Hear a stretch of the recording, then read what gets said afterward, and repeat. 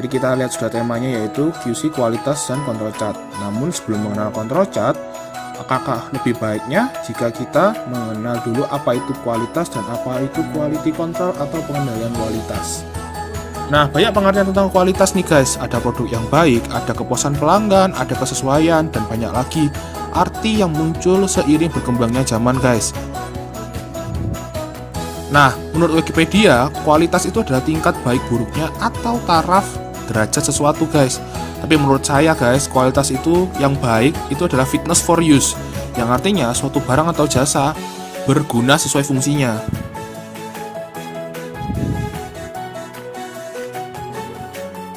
Nah, kita sudah tahu tentang kualitas. Lalu bagaimana dengan quality control? Apa itu? Dalam memastikan barang atau jasa memenuhi atau melebihi tingkat dari kualitas yang diinginkan, maka hadir istilah quality control dengan tujuan mempertahankan atau mencapai kualitas dengan mendeteksi dan mencegah defek atau kecacatan.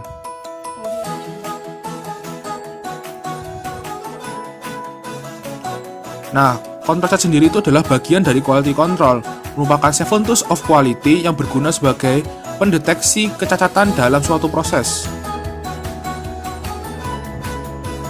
Control chart sendiri dikemukakan pertama kali oleh Walter Shewhart, seorang pakar yang ahli dalam statistik. Beliau mengemukakan control chart dalam usaha meningkatkan ketahanan sistem transmisi dalam suatu perusahaan telepon pada tahun 1920. Nah, Shewhart sendiri membuat sebuah catatan pendek berisi suatu diagram yang sangat simpel di masanya, yaitu diagram yang kita kenal sekarang dengan sebutan diagram kontrol atau control chart. Ini asal muasalnya diagram kontrol guys. Nah, control chart milik Shewhart ini sebenarnya adalah sebuah grafik yang memberi gambaran tentang perilaku sebuah proses. Jadi dia berguna untuk melihat apakah proses tersebut terkontrol secara statistik. Nah, sebelum kita lakukan pengujian control chart, ada baiknya kita tahu syarat data untuk control chart. Yang pertama, alangkah lebih baiknya data jika independen, artinya tidak berautokorelasi atau tidak tergantung satu sama lain.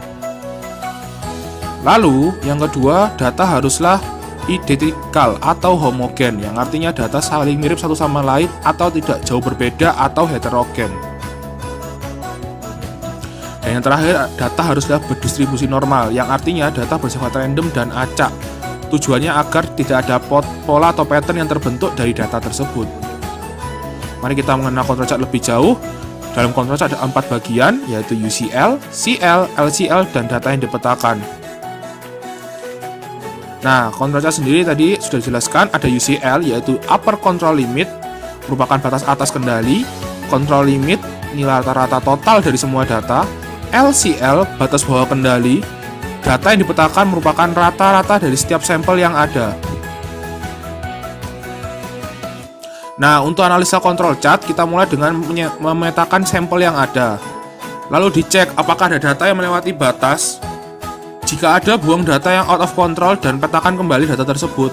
Jika proses sudah terkendali, maka control chart standar pun sudah jadi. Nah, setelah control chart standar jadi, data dicek dengan beberapa kriteria lain. Kriteria yang lain adalah sebagai berikut guys.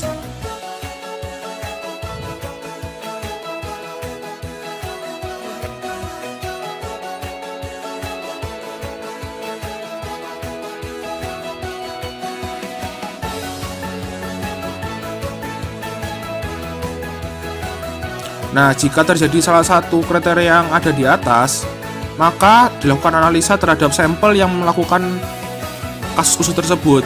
Jadi misal dicek apakah pada saat itu operatornya sedang ngantuk atau mesinnya sedang rusak dan lain sebagainya. Nah, setelah tadi kita membahas control chart, berarti kan sudah tahu kan control chart itu apa. Lalu bagaimana dengan jenis-jenis control chart? Nah, sekarang kita pelajari jenis-jenisnya saja. Nah, intinya ada 2 control chart yang umum, yaitu untuk data variabel dan data atribut. Data variabel itu apa sih? Data yang dapat diukur seperti panjang dan lebar, sedangkan atribut data yang dihitung.